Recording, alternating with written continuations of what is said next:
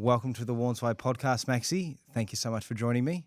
Thanks for having me, mate. It's good to be back at this place, and I feel a little bit inferior compared to some of your other guests you've had on, but mate, it's good to be here. Do not feel inferior at all. You're probably somebody that I actually love talking to the most because one, similar age, a lot in common, Saints Nuffy, but all the other people I've spoken to, it's mostly about Dad.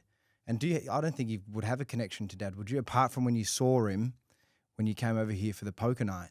Yeah, I think, definitely coming here. I remember seeing him on the couch, and that was pretty cool. But even, I reckon, playing at East Sandy, I remember him. He used to stand up where the scoreboard was, smoking a dart.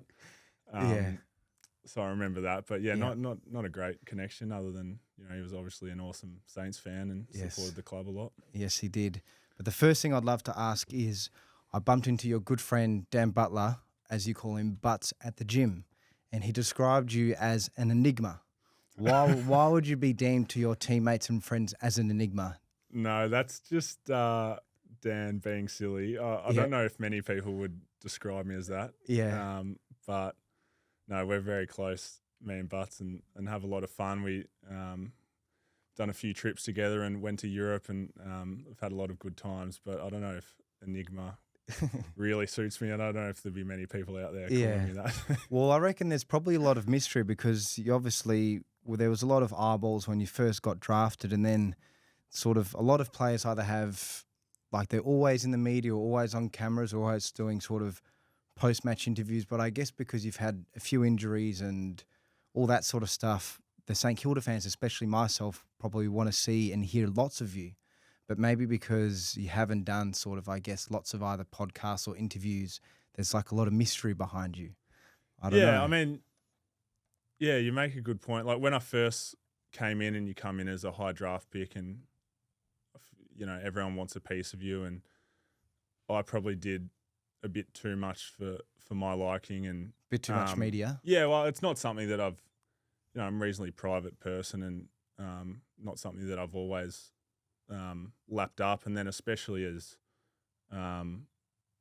you go through your career, and there's highs and lows, and at times it just hasn't been a priority of mine, and I've always wanted to focus on playing the best footy I can, and in recent years getting my body right before I've sort of viewed that stuff as extra stuff that I can do. But I do understand that Saints fans and people want insight and want to feel that connection. But I guess over the last few years there's been a lot going on, and it's just something that I've sort of stepped away from a little bit. Well, thank you for saying yes, because obviously this isn't like a big media obligation or a post-match interview, but there's cameras and there's recording. So thank you for saying yes. No, for not coming at all. on the podcast. But I'll always help you out, and obviously it's a casual chat, and we're good mates anyway. So always, it's all good. But I think this is the first podcast I've ever done. Ever? So really? There you go. Well, that's exclusive. This is an exclusive. This is an honour for me because I'd know that I sort of, when I think of St Kilda Football Club and people I'd love to talk to, you were like the number one. And I reckon I've asked you first 2 or 3 months ago. I was like, I'd love to get Maxi, because we share a bit of poker in common. Yeah. Golf, Saints, all that sort of stuff, similar age. But we'll go back to sort of your childhood if you don't mind. Yeah. Growing up, you used to play a lot of cricket as well and AFL. What was sort of your first love? Because a lot of people, like, I'll use the example, Nathan Murphy, he's a good friend of mine, and he, as he got older, had the opportunity to play either cricket or AFL, and he sort of had that decision of what he wanted to pursue. Yeah. Were you sort of growing up had that option, or were you just like, cricket's more for fun? Because you'd probably be the tallest ever Australian player if you decide to play cricket, I think. Well, my grandpa still thinks I could have been a test bowler for Does he? Australia, but Yes. From a young age, it was always footy, and my cricket was all over the shop, to be honest. Yeah. I was short and wide, and probably not quick enough to to be short. And then all over the place with the bat as well. But really enjoyed it, and my brother and I both played a lot of cricket growing up, and as young kids do, played all sort of sports. But Particularly for me, it was always footy, and then Ben took a few. He was doing a bunch of different things, playing soccer and all that when I was at Auskick. But What position was he for soccer? he was a striker. And I played a little. I was a goalkeeper. I played a little bit, but so you're quite active. You played every sport. Yeah, we did everything. Tennis? No, tennis. Tennis was not in the wheelhouse. Yeah. But yeah, basketball, little athletics, everything like that. Yeah. We lived across the road from the Sandy Ass track, so we would always be around there with Dad kicking a ball or doing something. So always very active. And when you were playing at East Sandy, were you playing at East Sandy for juniors as well for AFL? Or footy and cricket, So footy and cricket both at East Sandy. And then you went to Haileybury? Yep. One thing I'd love to ask, I'm not sure, I might have told you this story.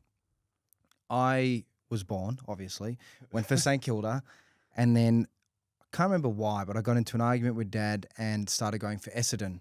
But that's because I secretly loved Matthew Lloyd, and I was collecting all of his footy cards.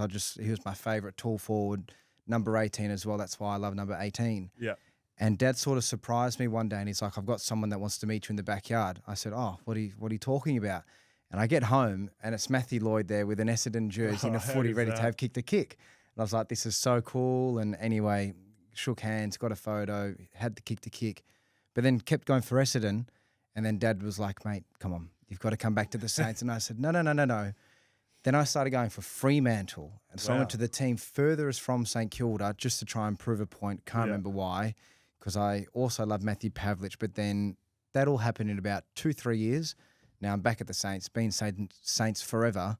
But what was it like sort of being coached with Matthew Lloyd? Because I reckon he would have been one of the best sort of in that coaching scene. And I think he's been there for 10 or 15 years, hasn't he? Or a long time. Oh, it's been a while now, yeah. It was unbelievable. And I feel like when you're in year 10 and 11 and 12, you're appreciative of it, but you don't quite realise, like, this is an absolute great of the game. And he's not there just getting his paycheck and ticking off his 2 hours a week. Like, he actually cares about the like players. And he's so passionate. Even now, they won the premiership again recently. It means so much to him, which is awesome. So yeah, it was a really, really good experience, and particularly for Ben and I, he was really good and gave us a lot of time, and still speak to him now and again and run into him sometimes, and always have a great chat. So I mean, it's amazing, and he does some great things for Haileybury's. Is there any sort of advice you can remember that he sort of gave you when you're in that Haileybury team that you were like, wow, that's really good advice, and you've either really remembered or you practiced it at training? Oh, it was a while ago now. Obviously he was an amazing goal kicker and is known for his set shot accuracy. So he put a bit of time into me with that. Which, still have troubles with it now. But, I remember one day we were playing at Carey, and I was absolutely butchering them in the warm-up. And we kept moving closer in until I kicked one. I reckon we got to about 15 metres out, and he's scratching his head going, oh, geez. But he pulled me aside and gave me some good advice and ended up kicking straight in the game. So, I mean, there's heaps of little nuggets that, helped us in those early years. And with goal kicking now, like you said in the warm-up, you were sort of missing them. Do you think that's a lot to do with, like, the mental state, like going into it, like the pressure and sort of the self-talk? Yeah. Or is it you just don't have the right technique, or is it lactic acid, the player's too fit? No, or is it a combination of all of them? Because I've got no idea. No, it's a really interesting one, goal kicking. Like, I think everyone knows how to kick a ball. And sometimes, in game or when you're nervous, like, you stiffen up and then you're no chance. You're not kicking your natural kick. So, I guess there's a side of it of working on technically how you can, kick the best kick, but then also, learning to relax and clear your mind. And, you're definitely the best chance to kick it when you're flowing a bit more and Yep. have a clear head. So I feel like there's two sides of it. And we actually have now David Whedon, who is he's pretty old. He'd be nearly 80. Yeah. Who's the don of goal kicking. Like Is he? Yeah. He's written a book on it. He coached Lloydie, Tomahawk, Wow. all these amazing goal kickers. Did he play himself, or was he just sort of a Yeah, specialist? he played a little bit. Yeah. But he's a tiny little man, like, Yeah. but knows everything about goal kicking and biomechanics, and like he's an absolute wizard. Yeah. So we're lucky to have him now at the club, and Yeah. he helps a lot of the boys. I love when you sort of can, because people think a club is just the players and the coach, but there is so many other moving parts, or there's so many other like cogs to the bigger machine that make things work. And just like you mentioned, this specialist who's written books, and he's like the goal set kicking. What do I say there? Set shot kicking. Set shot kicking. He's like the set shot kicking god, and he's in his 80s, and he obviously still loves it, which is awesome. But one thing I would love to bring back to it, Haileybury. What was it like playing with your brother Ben? Yeah, it was great. It was sort of, I guess, growing up, Ben took a little bit longer to start playing good footy. Yeah. I'll say that as nicely as I can. Dad probably wouldn't word it as nice, but Yeah. so it was always a bit harder for him in like year 7, 8, 9, and then Yeah. he really started to hit his straps, and we loved playing footy together. Like that was some of the best memories ever. And I guess especially at Haileybury, we had an amazing team when we were in year 11. Like I think there's 13 or 14 guys who are now in the AFL. And he was he always full back and you were full forward? Yeah, and so playing together? all through juniors he was.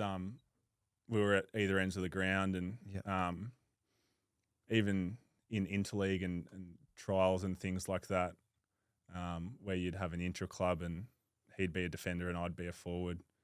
We wouldn't want to play on each other because we both want each other to do well. Yeah. I never thought about that when you'd have to sort of So we didn't want to sort of cancel each other out, and then no one looks good. So exactly. we're like, you go take that bloke, I'll take this bloke. Yeah. Which has always been our relationship, which is, competitive with each other, but above all, just really want each other to do well. So he was always. We were always at either ends of the ground, and then I think in year 11 we started playing in the forward line together, and just absolutely loved it. Like so much fun. Were you guys sort of in sync where you didn't have to speak or look at each other, but you knew where each other were, sort of thing? That's what it was like. Like he would kick it before I even that's so point cool. or yell. So it was really good, and we obviously both know each other's strengths, and really enjoyed it. And then start of year 12, the first game we were both playing forward, and that's when I did my knee in the first game. So was that your very first knee injury in year 12? I'd had a little sort of clean out the year before, but no sort of injury. So that was sort of the first injury when you're sort of 17, 18 years old in year 12. That was like, shit, I might have to miss a few games here. Yeah, well, that was a big one. Like that was, I was in a lot of pain, and Ben ended up kicking 11 goals that day, actually. So he cashed in. On the day you've injured him. Shit. So it was good for him. Yeah. But it was sort of the two ends of the spectrum. Like he's obviously had an amazing day, and then I've blown my knee up, medial ACL and lateral meniscus. Like shit. A shocker. Yeah. So that was a 12-month injury in my draft year. So I wasn't going to play a game of footy again before the draft. So was that like sort of March, April that year? Yeah. Wow. So it was a weird time. Like I remember I was on the green whistle. Have you ever had the green whistle? I haven't had the green. Touch wood. I've never broken a bone. The only thing that I've done that's weird is I can put my shoulder in and out, and then with my thumb I can do this. Yeah, right. I don't know if that has. It's not broken a bone. They're the only two things that my body is a bit different. Yeah. Well, touch wood, very lucky. Yes. But the green whistle, I'm quite aware of what it does. It puts you in a very happy place. Yeah. And it quite numbs you a little bit. It is. You obviously don't want to be in a position where you're sucking on it, but once you get there, it's like, wow, this is the next one? Is pretty sweet. So there's a funny video of me in hospital Is there? Yeah. saying, "Well done, Ben, kicking 11 goals. And, enjoy your night. Like, go have a few beers." Yeah. So yeah, I guess that that was the end of. Well, that was the last time we played footy together, and then That day. yeah, because you fast forward to later in the Of year, and then the course, draft, and yeah. we're in opposite sides of the country. So What's it like, sort of, when you get the chance to verse him? Then yeah, it's cool. Like it has been a few years. is there any discussion before the game? A little bit, like Not in like an aggressive or angry, but like, Yeah. can't wait to see you, mate. Hope good I luck mean, today. we played against each other up in Queensland in the COVID year, up in the hub, which was in 2020. That was the first time we played each other, and that was pretty cool. Sort of having a chat out on the ground pre-game, and Were you put both your parents there at that game? yeah. What are they? Are they wearing the scars with like both St They've got Kilda the and Gold Coast? They've got the split jumper. Oh, like Gold Coast on one side not and that St they Kilda wear on it. one side. They're too cool for all that, but yeah, they have a bit of both, and are really just supporting the person, which is good because either end the ball goes, there's a chance for someone to kick a goal, so it's exciting for them. But yeah, it's weird playing Ben because I'm also really programmed to loving watching him kick goals, and so when you're actually in the game and you're seeing him kick a goal, you're like, it's not I can't good for us, celebrate, but well done. if anyone's going to kick it for them, I'm like, I'm happy that he's kicking them. So it's interesting. But then the last few years being injured, I've like sitting back and watching him, perform really well and kick goals has been something that's really helped me and given me something to look forward to on the weekends, and then also a bit of hope of watching him do really well. Sort of keeps my fire burning a little bit of what's possible, and when rehab can get a bit tough. So I've enjoyed it. So you sort of, when you're going through like this last 12 months, for example, when you're watching Ben like play well, you're sort of using that as motivation to, if Ben can do it, I can do it. I can't wait to play out the next year, sort of thing. Yeah, well, I guess like a lot of people ask me about it and go, fuck, it must kill you watching him. Nah, surely you'd be supportive of it. Yeah, but like people say, oh, he's winning the Coleman, and you haven't played in 18 months, like. But it first of all, it's better than the alternative of him going like a busted ass, and I'm sitting there like, this is not good. Kicking one goal. So I love it. It obviously it brings him joy. It brings mum and dad joy. And I genuinely, get really excited sitting on the couch watching him kick goals. That's amazing. If you could wave sort of a magic wand, would you love to play with him again at some point in the future, whether it be in 5 years, 10 years, like in an AFL setting? Yeah, or I mean, No, well, it's a hard one. Like I've always said, that'd be awesome. But as we've gotten a bit older, like the reality is, it's only going to happen if it's the right circumstances for him. And I'm obviously got a long-term deal at Saints and love the club. And he's got some decisions to make going forward, which I've absolutely no idea which way or where that's going to end up. So I would love to, and I think imagine if he came to the Saints. Yeah, again, it would be pretty cool, but there's just so many factors of course, if it's the right deal for him, whether Saints want him, whether we have enough cash, all things like that. Of course. So it's not something that I'm holding my breath about, but obviously it would be pretty cool. Does he sort of like the Gold Coast lifestyle compared to the Melbourne lifestyle? Yeah, or is it different? He does. He likes a bit of both. But when you go up there in the middle of winter and it's 25 and they're at the beach, it's like, this is not bad. But obviously family and friends back home, and whenever he comes back and stays at my place, we have a ball. So there'd be a pull both ways. There's pros and cons to both. And is that what the hub was like when you were playing in 2020 down in Gold Coast? Was it like nice weather and a bit hot, a bit sunny? Yeah, very different. We were really lucky. We were in Noosa. So we stayed at a resort in Noosa. Some other clubs found it a bit tougher for 3-4 months in high-rise hotels in in Gold Coast. But yeah, we were in Noosa, had a massive open resort. So yeah, we had so much fun, and Yeah. you're also winning games, and we obviously won a final, and everyone feels good, everyone's tanned, and Yeah. you're hearing things back in Melbourne that everyone's flat depressed as and cold. not leaving the house. Yeah. So above all, we were just so grateful to Yeah. be able to do things and still play footy and play in front of crowds and things like that. So it was a great year. Well, when you're in the bubble as well and everybody's close and you're all staying together, poker is something that we share in common. Was there many poker games going on in the bubble? Yeah, there definitely was. We had a good little crew back then. A few of the older boys, like Paddy Ryder and Jake Carlisle, were really into their cards. Yeah. And then obviously AB was up there, so he joined in a few games, and then a few of us younger crew like Burnsy and Jack Bell and a few others. So yeah, we had some good games up there. You got to find things to pass the time up there. Like guys took up tennis, fishing, like all sorts of things. So lots of cards.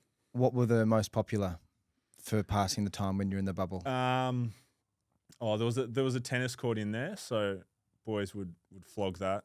Yeah. To the point where it was like, I remember Jakey Carlisle used to spend hours on there sweating up. Yeah. It's like, mate, we've got a game in one day. Like the coaches are like, you better be running all right because this is ridiculous. So yeah, there was lots of tennis, but just recently would have been just over 2 months ago, I had a poker game for Dad's anniversary, and I had Brendan Goddard, Aaron Hamill, a few other cricketers and footy players there. But I used to think I was quite a good table tennis player.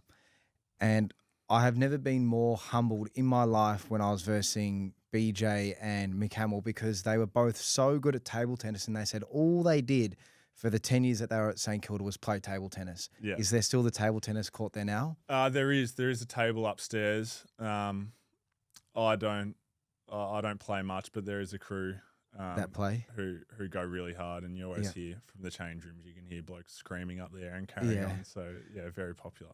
Well, what about your other hobbies? Obviously, we've spoken about poker and you played other sports, but you're big on golf as well, aren't you? Not really. Like, I haven't actually played golf since my shoulders. Yeah. I never really had the bug, and was never really took the next step from just your average punter just hacking up Brighton. Yeah. Hobbies. It's something like over the last like couple of years, I've sort of thought, fuck.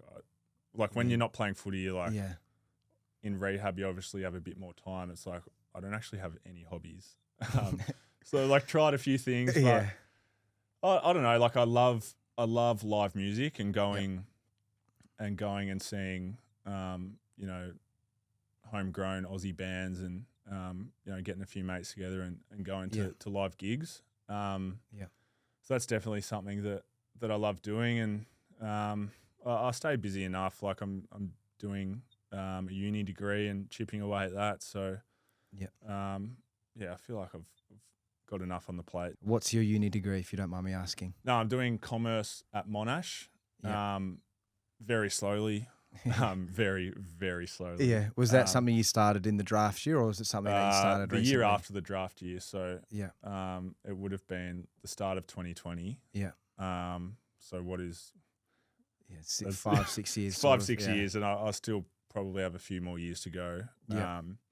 But it's good. I enjoy it. Like I tick off 1 or 2 each semester, and I enjoy. I try to go in and not do it online. So I actually enjoy going in and sort of a bunch of new people and sort of different scenes. So I'll go in 1 or 2 nights a week and knock it out. So are you somebody then? Once you're in the off season, you finish your club for the year. Obviously, you weren't playing this year, but let's say, for example, when you were playing and it's in the off season, are you somebody that wants to not distance themselves from the club, but if you're training in the gym or just want a new change of scenery, you quite enjoy that, like going away from the club in the off season? It depends. Like the last few years, I've spent a lot of time in the club in the off season, and I guess that's partly to do with being in rehab. You're working with the physios and the rehab guys, so you just find yourself in the club most days. I feel like I'm in between. Like there's some guys who off season starts and you don't see him, like your man Higo, Yeah. like you just won't see him until March, April next year, or when's your end of November. End of November. Yeah, but I do, like I live 5 minutes from the club, and Yeah. you know, it's nice and easy going in there. You know, I go to Fitness First as well for a change up when I feel like I need a change of scene. But yeah, I'm not particularly someone who needs a break from the club. Like I love going in. I feel really comfortable there, and you know, it almost feels like a second home and somewhere where it's just almost like a safe that's place what it should. where you can go there. You don't need to think or think about anything. You just sort of like chip away and get to work. So yeah, I enjoy it. So so let's say you finished the footy season, then you said preseason starts end of November. Yep. And that doesn't go all the way through till round 1 though, does it? You get 3 weeks at Christmas as well. So how long so you get started first week of November? Yeah, and then we knock off on the 18th of December. Yeah. Go back on the 7th or 8th of Jan. And then that goes all the way through to round 1. Yeah, we have a few little 4-day breaks. Wow. 1 or 2. So you're pretty much training. Post Christmas, it's like it's game running on. and it's game on. So you don't get like that much of a break from when you finish, if you've made finals, all the way up until April. Yeah, well, if you've made finals, they push it back a bit. Yeah. So you'll only do a couple of weeks pre-Christmas. Yeah. So there's different start dates depending on how deep you go. But I'm not going to like we have a bloody good break. Like I don't feel like by the end of the off season you're always ready to go back. Let's get back into this, and you're in the club most of the time anyway, so you may as well be doing it officially. So your mental state going into the preseason is like I'm ready for this. It's not like we'd barely got a break sort of thing. It's I'm ready. I'm rested. No, not at all. We get so much time, and the first sort of 8 weeks of the off season, you know, you really get a break from footy. You're still training and things, but you'll often go away for a holiday. Like me and my partner Sienna, we went to Europe for 3 weeks at the start of the off season, and had a really good freshen up. So most boys will get a trip in. We didn't do a footy trip this year, but most years we'll do that as well. And then come November, you're ready to go. Yeah. Where's been, if you can pick one, or if you can't, what would be your top 3 places that you've been able to go to traveling wise? Or favourite places? Yeah, well, this year I loved Sardinia. We went to Sardinia, which is like an island off Italy, which was really cool. And then in past years, we've done a few lads trips. We did. You went Oktoberfest one year, didn't you? Yeah. How was that? That was a great trip. That was with a group of the Saints boys. They ended up being around 10 of us at Oktoberfest. That's so good. Yeah, which was awesome. That would have been so much fun. Yeah, you're in heaven. Like you're 22, you're drinking beers all day, like just carrying on with a group. You're in the of lads. costumes as well, weren't you? Yeah, we were fully dolled up. So that was awesome. Yeah, that trip was really good with a few of the Saints boys, where we did London and got to some Premier League and Amsterdam, Berlin, all that. So it was good fun. Going back to sort of rehab, what was your mental state like when you're sort of doing the rehab, and what exercises as well does rehab look like? Is it a lot of stuff in the water? Yeah, this year it's been hard this year because it's complicated to explain, but there's only if you don't want to or not comfortable, you don't have to I'm explain happy to get at into all. it, but only with whatever you're comfortable. I just won't articulate it very well, but or you've got time, so don't. No, have to essentially, it was really hard because we felt like we were getting close to being able to play a few times, and then we would get another setback. So it was just a sort of normal rehab of building up running, building the strength in the legs, in the quads to support the knee and things like that. And essentially we'd get down the line and have a setback and go, well, this isn't fixed. Go in for another surgery, do it all again, start from scratch, build up, feeling good. Well, this still isn't fixed. It was the wrong surgery. Yeah. So we ended up, there was 3 surgeries this year. which almost like I've done some longer term rehabs and some shorter ones, but this one was probably the hardest because you sort of get close and get that hope, and then you know, like you're probably better off being out for just being out from the start of the season, just going, you're not playing this year. Yeah, just get it right. Which, you know, we couldn't do because there was a chance we felt like that I could play, which you're always going to go for that. But that just made it a really hard process of getting the hopes up, feeling like you're over the hump, not quite, start again, learn to trust it again, all those things, which is really hard. But you know, where we are now is I feel like we're in a good spot. We got the right surgery, so now we just crack on with rehab and running and build yourself up again. And when you were younger, were any of these injuries you're experiencing now, were you close to ever injuring something like that as a kid? Like playing any other sports or like with your knees or shoulders? You know what it's like as a kid, you're sort of bulletproof almost. Like you're just elastic and bounce off everything. And I guess I didn't feel like that would be me. The bloke who's always getting injured. You just think, I'll be okay. Even, you know, when I did my knee the first time, it's like, all right, I've got it out of the way. I've done one. It comes back and now again let's go from here. It should be smooth.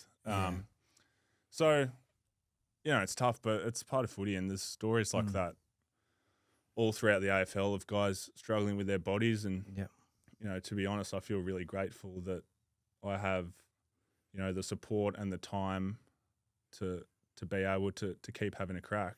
And there are guys who have a bad year with their body and get the flick and see you later. And I was going to say as well, although it is so shit what's happened to you multiple times, I guess if you had the perspective of, at least I'm still 25 years old. Yeah. Like you still, in the big grand scheme of things, you still have such a long time to play AFL and achieve all of, I don't know what your dreams are, but to achieve all of your dreams. Yeah.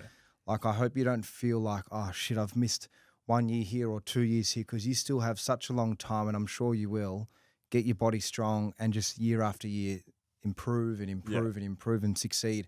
And I hope you get to taste some greatness with the Saints, because this is the first year that we're like, and I feel like our Saints fans were always like this, but this year, especially after I think when Nas signed, so many players were like, okay, if Nas signed, I'm going to stay. I'm going to stay. And we saw that with Silvani and De Koning. I think Ryan's come now as well. I've probably forgotten a few others. But Flanders as well. Yep, and Flanders. What's it like sort of checking your phone and going, oh, you might already know, but checking your phone and go, oh, we've now got Flanders, or we've got Silvani now, or De Koning.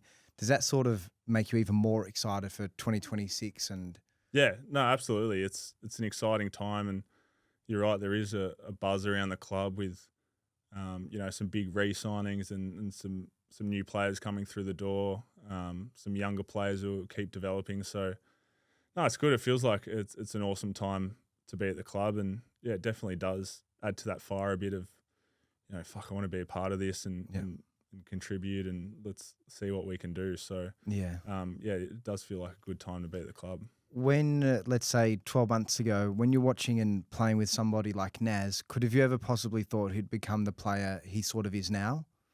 Yeah, I guess like with the early signs. You see glimpses over the last few years. Obviously, he's an amazing kick, and from the very, very start, it was like, wow, this is a really nice user of the footy. And then I think he's just grown year on year, and definitely this pre-season,